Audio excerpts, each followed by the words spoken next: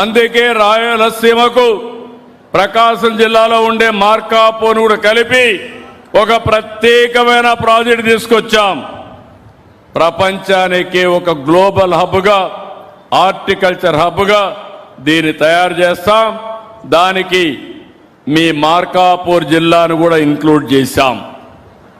1,00,000 కోట్ల రూపాయలు పెట్టుబడి పెడతాం. 40,000 కోట్ల రూపాయలు ప్రభుత్వం పెడుతుంది, కేంద్రం రాష్ట్రం కలిపి. 60,000 కోట్ల రూపాయలు ప్రైవేటు పెట్టుబడులు పెడతారు.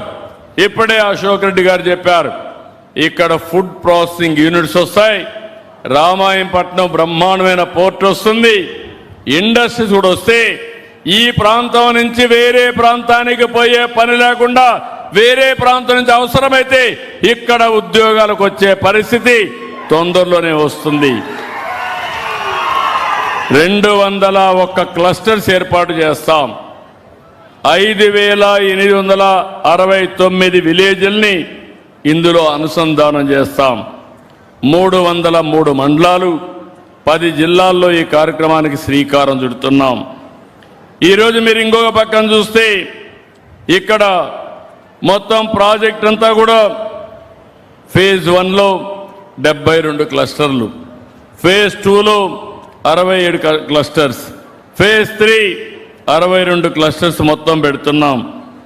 ఇక్కడికి వచ్చినప్పుడు మార్కాపురం మొత్తం మీ గిద్దలూరు నియోజకవర్గం ఫేజ్ 1లో 56 RSKస్ని 9,000 హెక్టార్లు హార్టికల్చర్ ఏర్పాటు చేయడానికి ప్రభుత్వం సిద్ధంగా ఉన్నాం.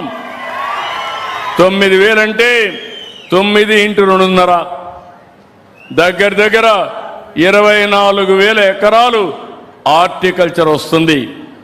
మీరు సిద్ధంగా ఉంటే చరిత్ర తిరగ రాయబోతున్నామని చెప్పి నేను మీకు తెలియజేస్తున్నా. అది కూడా ప్రపంచమంతా అధ్యయనం చేస్తున్నాం. దీనికి అవసరమైన నిపుణులు పెట్టుకున్నాం. ఎలాంటి పంటలు వేయాలి, స్వీట్ ఆరెంజ్ వేయాలన్నా, నిమ్మ వేయాలన్నా, లేకుంటే బనానా, లేకపోతే జాస్మినా, పొమగ్రనేటా, ఈ ల్యాండ్స్ దేనికి సూటబుల్, ప్రపంచంలో దేనికి రేట్లున్నాయి, అవన్నీ కూడా అధ్యయనం చేసి ఎప్పటికప్పుడు మీ అందరికీ సజెషన్స్ ఇస్తాం. దీన్ని మీరు కానీ సరిగా అవలంబిస్తే నేను ఇంకొక ప్రాజెక్ట్ కూడా తీసుకొచ్చాను. మార్కాపూర్ జిల్లాకి మా ఆడబిడ్డలకు హామీ ఇచ్చాను. ఇంటింటికి కొళాయి ద్వారా నీళ్లు ఇస్తాను, ట్యాప్ వాటర్ ఇస్తానని హామీ ఇచ్చాను. ప్రతి ఒక్కరికి 2 ఏళ్లలో మీ ఇంట్లో కొళాయి పెట్టి శాశ్వతంగా నీళ్లు ఇచ్చే బాధ్యత, ఆ నీళ్లు కూడా నల్లమల సాగర్ నుంచి నీళ్లు ఇచ్చే బాధ్యత ఈ ప్రభుత్వాన్ని. ఈ విషయం మీరు గుర్తుపెట్టుకోవాల్సిన అవసరం ఉంది. అంటే నీళ్లు ఇంటింటికి వస్తాయి, పట్టణ ప్రాంతాల్లో కూడా వస్తాయి, మీ భూములకు నీళ్లు వస్తాయి. జిల్లా ఇచ్చా, ఇప్పుడే రెవెన్యూ డివిజన్ కావాలన్నారు.